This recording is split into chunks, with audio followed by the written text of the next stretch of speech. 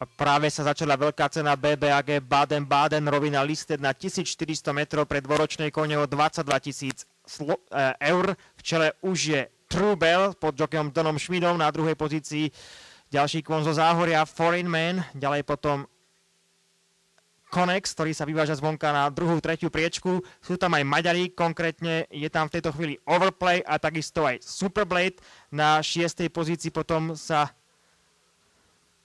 drží Ole Bautzheim a takisto je tam aj Kevin the Knight. Trošku osamotené začína strácať kontakt Valiant, takisto Swakopmund.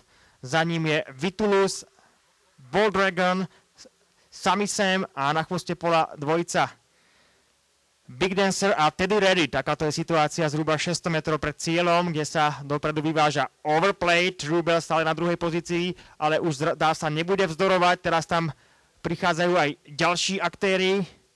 V balíku sú Foreign Man, Konex a takisto aj Kevin the Knight. Teraz veľmi dobre stredom dráhy útočí, záverečných 300 metrov. Od bariéry stále vzdoruje Konex a zvonka útočí teraz aj Swakopmund. Vyzerá to na súboj týchto dvoch koní na dištancii. Swakopmund a takisto Konex. Overplay je štvrtý v tejto chvíli. Kevin the Knight útočí ešte. A zvonka Vitulus, Swakopmund, Vitulus, Kevin the Knight. Ďalej potom Overplay, Konex, Trubel, Foreign Man, Bold Dragon, Teddy Reddy.